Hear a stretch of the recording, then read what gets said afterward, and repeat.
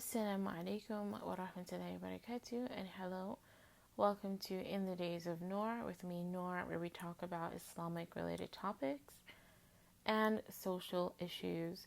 So today's topic is Muslim fashion anti hijab, or subhanAllah, is Muslim fashion anti Islam, is really what I want to say. And it could kind of go either way, anti-hijab, anti-Islam. Basically, the true meaning, the essential meaning, or some of the meanings that are tied into hijab and Islam, and whether or not Muslim fashion goes against that. So there are obviously, I've spoken about hijab I think twice before or three times before in the podcast. And as I probably always say, unfortunately, it does take up too much space in our discourse as Muslim Americans, but in part because we are American and we're trying to be Muslim in a anti-Islamic and increasingly anti-religious society, then anything that makes us stick out in particular is going to be a focus. So even though I'm always apologetic about speaking about this topic, I do realize why it is a focal point in our community as Muslim Americans. So there is a typical way that this conversation can go, and I don't discount that. But when I talk about, at least in this podcast, when I'm talking about, if Muslim fashion is anti-Islam or anti-hijab, then I'm not particularly talking about what Muslim women wear. So even in talking about Muslim fashion, I'm in particular talking about Instagram models and YouTubers and all of that do the hauls and the what I wear in a day and review clothes and all of that. Obviously, there's a lot that could be said about what they wear, and we'll come back to that at the end. But I want to really talk more so about the entire movement, and inshallah ta'ala, we want to keep this relatively short, but I wanted to just briefly talk about this, and we'll talk about it in future episodes, but not specifically with hijab, but with sort of some larger issues that we're gonna get into now. So first and foremost, when it comes to the Muslim fashion movement trend, again, of hijabi bloggers, YouTubers, Instagram models, one of the biggest issues that I see with this movement and trend when it comes to Islam and for us as Muslims is that it is very much in support of consumer culture. So, fashion YouTubers in general, and including hijabi YouTubers, will often have what's called a haul. And hauls are when you buy, if you've never watched it on YouTube, a fashion YouTuber, they'll buy a bunch of clothes and they'll review all of the clothing.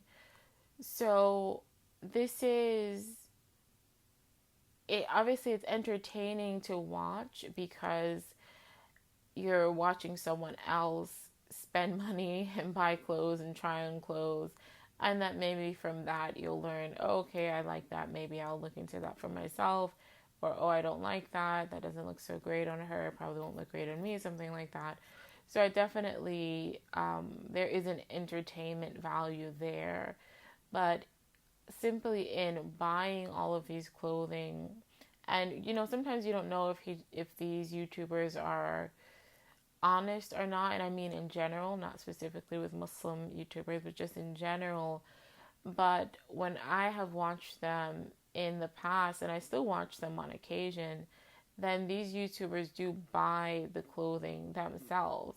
Now, that's not all the time. Sometimes they're given clothing, but often in hauls, it seems on them that they're buying these clothes themselves and then trying it on for their audience.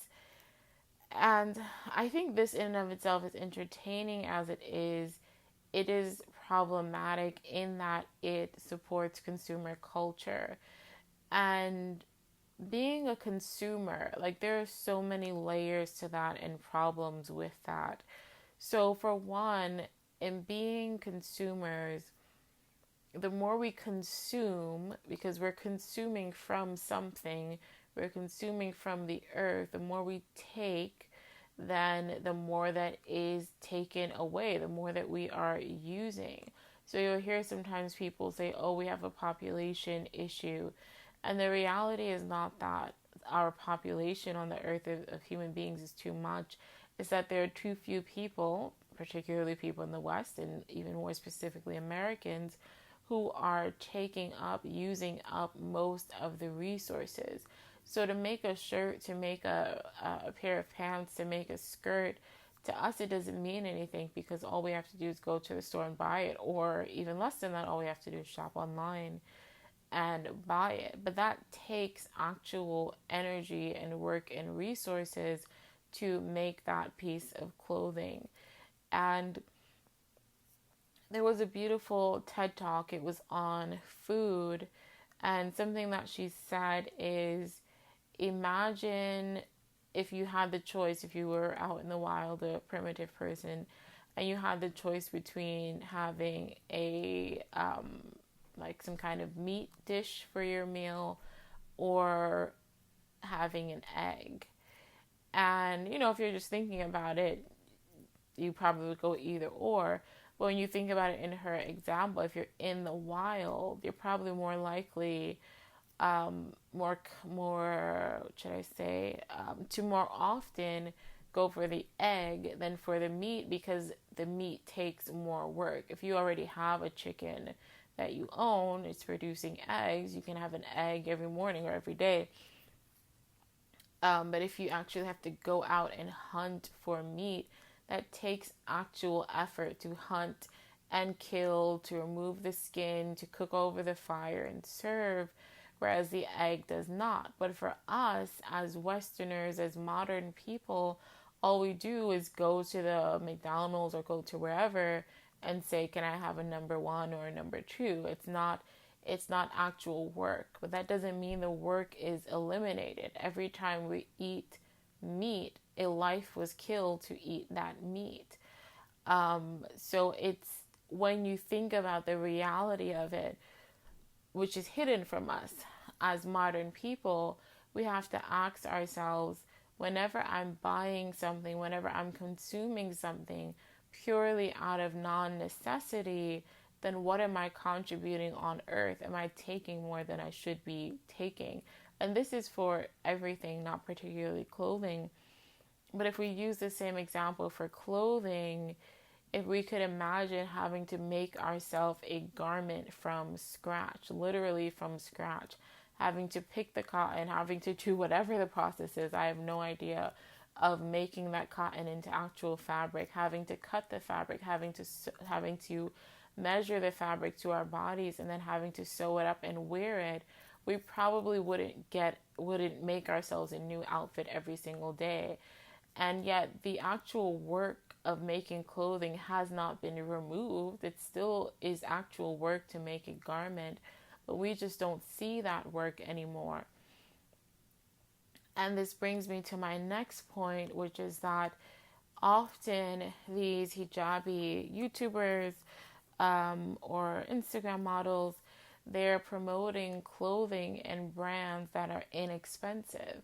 So to a lot of people, that's good. And I even see people commenting sometimes that, oh, the clothes are too expensive when it comes to certain Muslim brands who, well, I'll leave the Muslim brands aside, but just in general, people will say that, oh, that's too expensive. If something is over $40, $60, people say it's too expensive. But in general, they are promoting cheap clothing. So clothing from Primark, clothing from H&M, clothing from Zara. And when I say cheap, I don't just mean the price. Yes, the price is cheap relatively. It depends on what you're used to buying. So $20, $40, $60 can get you a shirt or a pair of pants. But we have to think about cheap not just in terms of what you're actually paying for the clothing, but also in terms of what did it cost to produce it.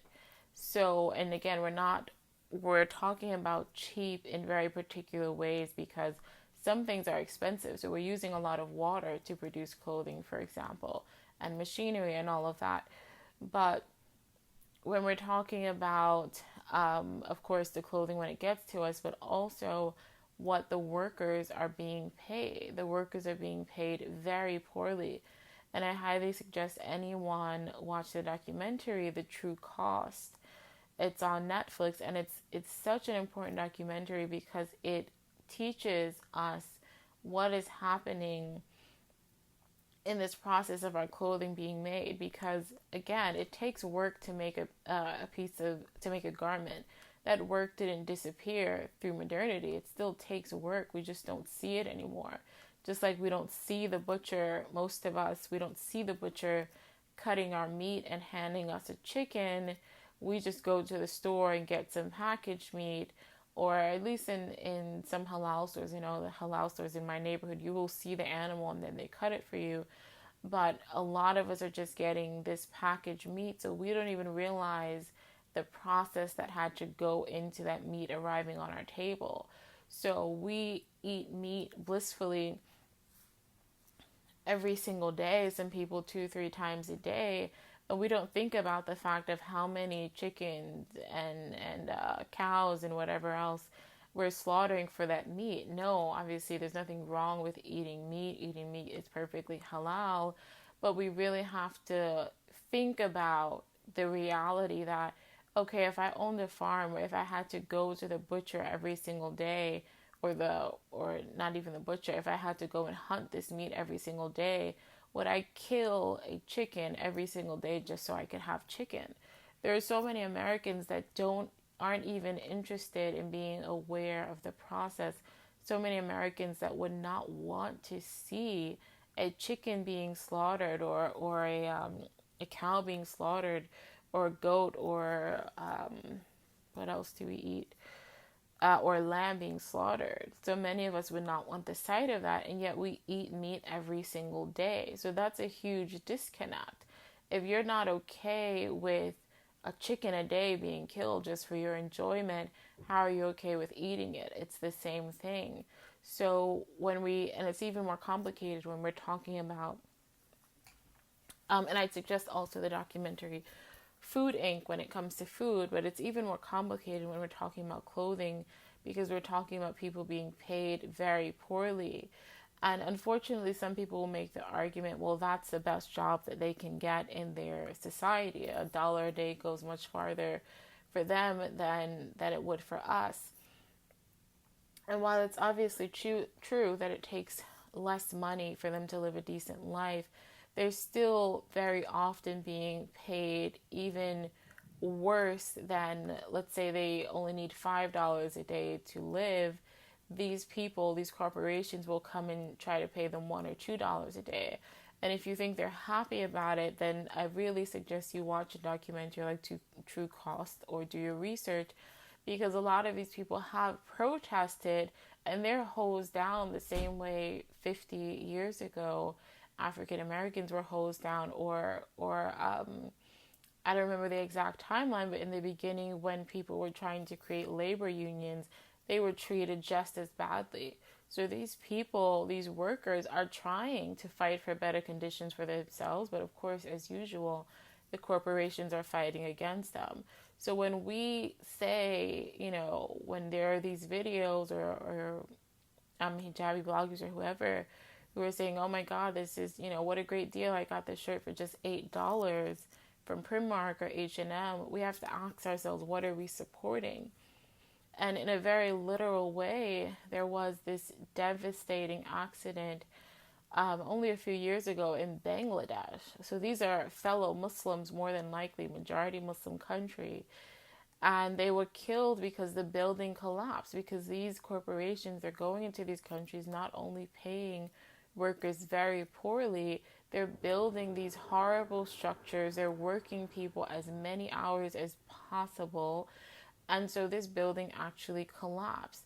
So when we're supporting an H&M because, oh, look, I found this great modest shirt, or oh, it's inexpensive, what are we really supporting? And we can't imagine that that is Islamic. We can't imagine that's Islamic. We can't imagine that it is okay. And I mean, really, we should think of such a literal example of our brothers and sisters in faith being killed, being harmed by these abusive companies, and we're still shelling out money to these companies because they happen to put out a modest line. We need to be fighting on the forefront for them to have fair wages and proper structures to house their employees.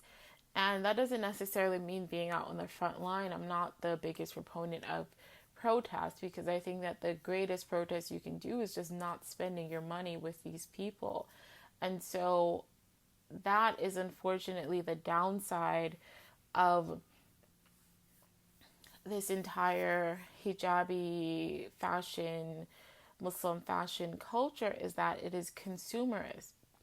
And really, it's almost, in a sense, it can't not be consumerist, because that's just the direction of fashion in general. So if you're going to be a YouTuber, Instagram, or whatever, more than likely you're going to have to be a consumerist, because people want to see you trying on new things, and they want to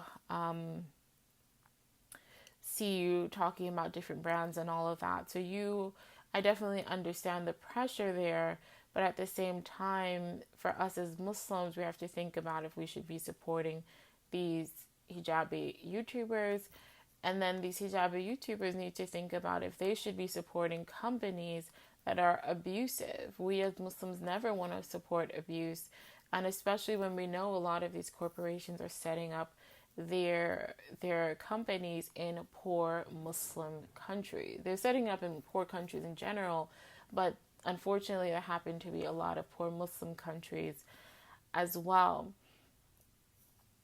My next point is just that, and it's a small point, but I think it's important to bring up for myself and inshallah to all of you, that we know the Prophet ﷺ, towards the end of his life, that he had wealth, at least at his hands, that he could access, because they were winning a lot of wars, more people were coming into Islam, but still he chose the life of simplicity. We know that the Prophet ﷺ, he slept on a straw mat, to the point that Omar came in one day and saw him and actually started to weep because of this condition that he saw the Prophet in ﷺ.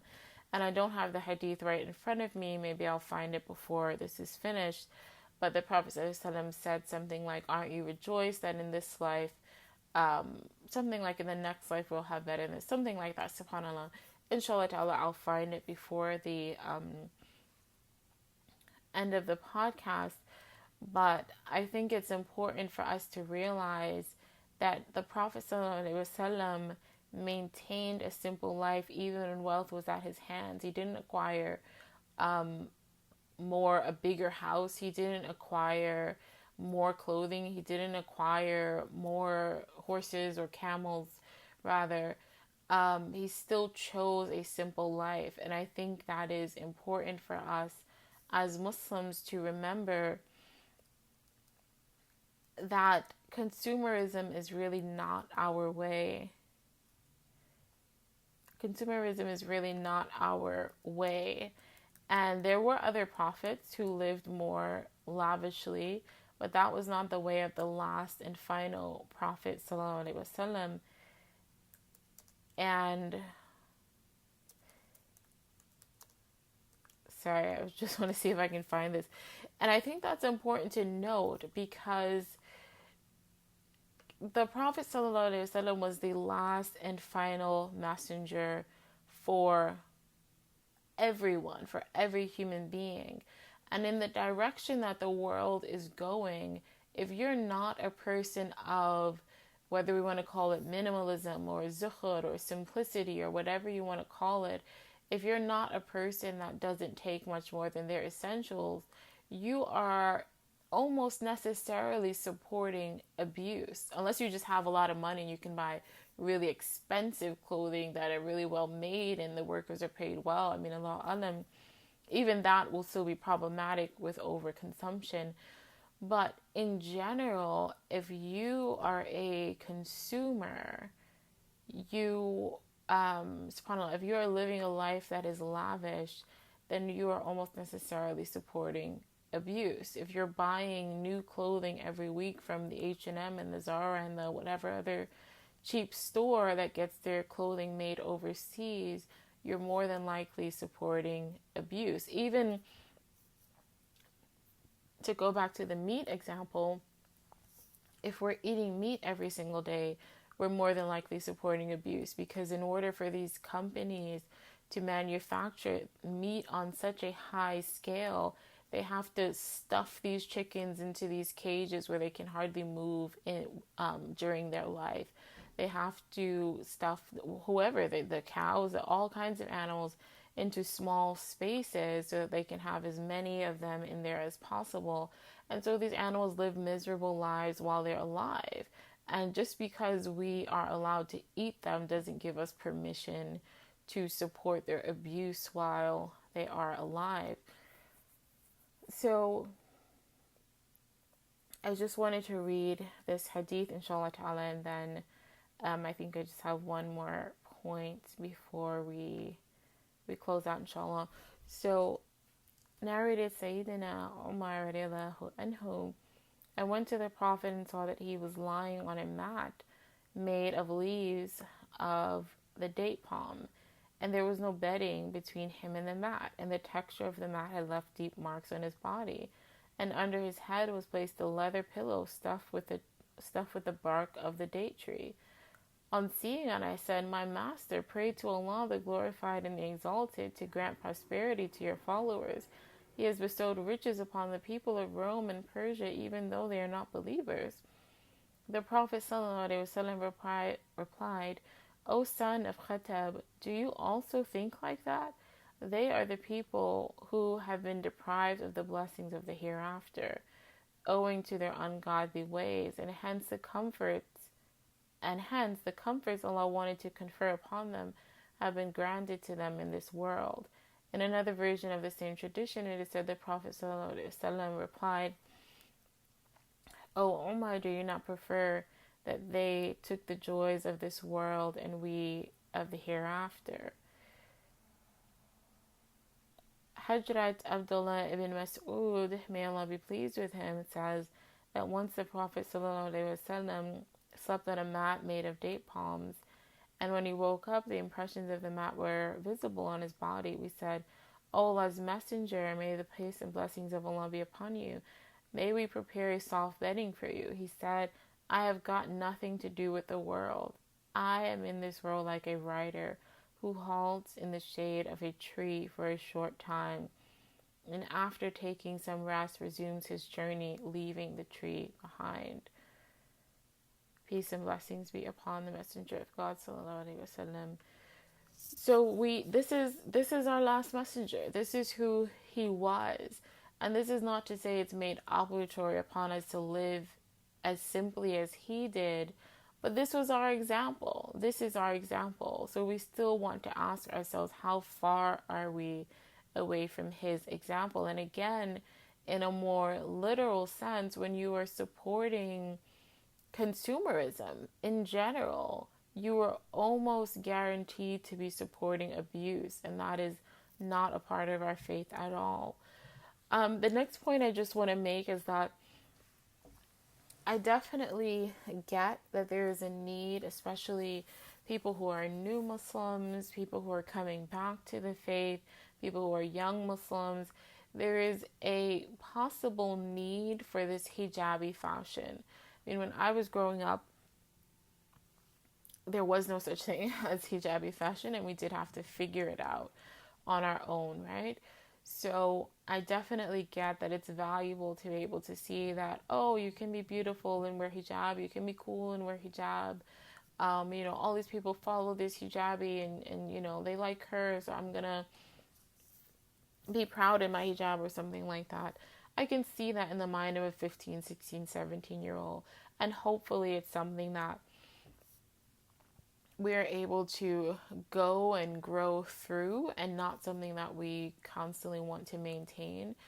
At least that's my position. And it's not to say that, oh, if you are more modest, you don't have other issues, or if you're not interested or don't need validation from these hijabi YouTubers and Instagrammers, that you don't have other things in your life that you need help in. Of course, we all have some issue somewhere in our practice of our deen, and this is just one facet of it. So I definitely understand that there may be a need for it, and for some people. I definitely also understand the benefit of it. I think it is valuable to quote unquote normalize Islam in our society, that non-Muslims get to see that Islam is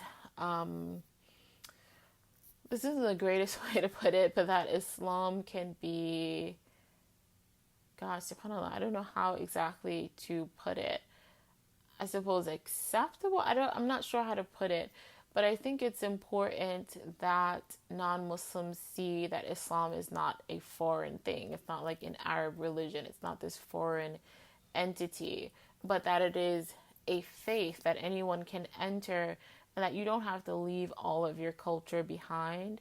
That, as I like to put it and sincerely believe, Islam is about refining us. It's not about changing who we are. It's about refining us. So the good characters that we have, and I like to look at the example of Abu Bakr radiallahu anhu, the good characters that we have, Allah subhanahu wa ta'ala uplifts and rewards. And any of our bad characteristics is what Allah subhanahu wa ta'ala wants to refine away from us, wants to remove from us. So I think it is valuable for people to see that, oh, you can shop at an H&M or a Primark and get Islamic clothing, get modest clothing. But at the same time, I think it is more valuable for us to be leaders and say, you know what, these stores are, they are promoting, they have abusive practices. And we as Muslims, as people who stand up for the right and forbid the wrong, are not going to support them. We are going to take a stance against them. And so to me, that is a bigger, more important principle than saying, oh, look, you can find modest clothing at Primark or H&M, or look, you can put together this outfit and be modest. That's great. And maybe that's a level. But I really think we need to be ethical leaders in our society and say, you know what, there's a problem with overconsumption. There's a problem with supporting companies with abusive practices. There's a problem with being unaware of all this stuff, that we have to tap back in and be able to say, you know what, if I'm picking up a shirt that's not vintage, a perfectly new shirt for $10, that might actually be questionable. How does this company get to sell me a shirt for $10? Oh, it's made in Malaysia? Are they practicing safe working practices for their workers? Are they paying them livable wages in Malaysia? Do I want to support a company that does not do that? So I think we have to be ethical leaders, and that to me is far more important than being fashionistas or fashion leaders. They both have their place, but inshallah ta'ala, we can start to have larger conversations about consumption and consumerism, and find ways that we can be leaders in that conversation through the example of our Prophet ﷺ and through the ethical foundation that Islam gives us. Thank you for listening. Take care.